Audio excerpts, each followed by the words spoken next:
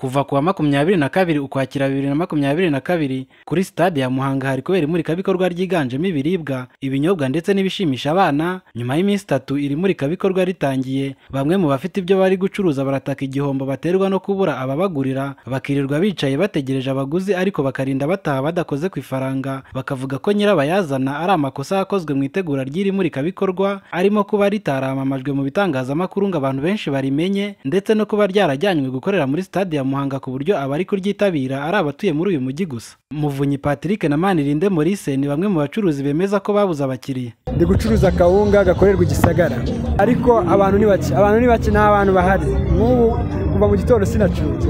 Nje ikintu kiri gutuma wenda abantu badahari nuko nje ndi gukeka ko ari uko wenda iri kure y'abaturage, kuko birasa naho itari bayishyize ahantu wenda gutanga amaso bw'abaturage, kuko iyo biri nko mu mujyi haruguru iruhande rw'amaduka cyangwa se rw'isoko byakabaye byiza ko abantu ariko n'abantu bahari. Abari hano ni abana kandi urabizi ko kawunga igurwa n'abaturage. So abakiriya natwe ducuruza ibiribwa byo abakiriya bo babuze cyane, gusa n'abandi numvise ariko bavuga, ariko ku ruhande rwanjye njyewe abakiriya twababuze. Igihombo cyo kirahari ko niba nk'ubu njyewe navuye Igisagara,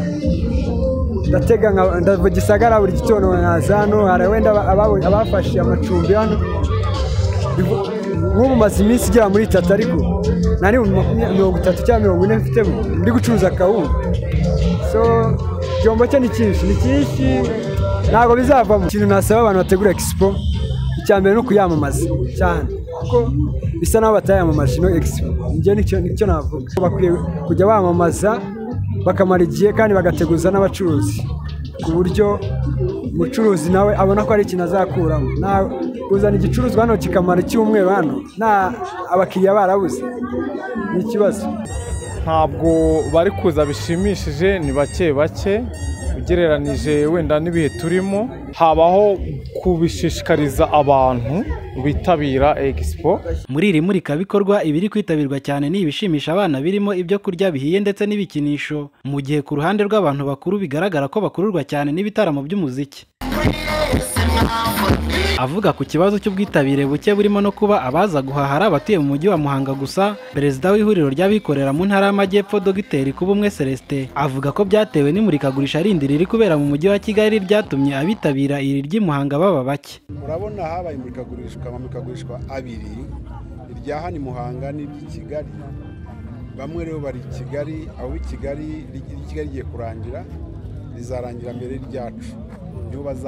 Bamaze kubitwizeza. Umunyamabanga nshingwabikorwa w'intara y'Amajyepfo Parufe Busabizwa ahamagarira abaturage kwitabira iri murikabikorwa bakabasha kwihahira, agasaba n'abamurika kurushaho kumenyekanisha ibyo bakora. Abaturage ubutumwa nabaha nuko barushaho kuza gusura iyi expo, yaba ari ku manywa yaba ari nijoro. Mwabonye ko hari n'ibikorwa by'imyidagaduro, turi no mu minsi mikuru, bagane expo na nimugoroba bidagadure, ariko no ku manywa baze barebe ibikorwa bihari by'intara yacu, bashoboye no kwihahira ibyo bakeneye. Abamurika bo turabashimiye ibyo baje gutumurikira, kuko ni byiza cyane.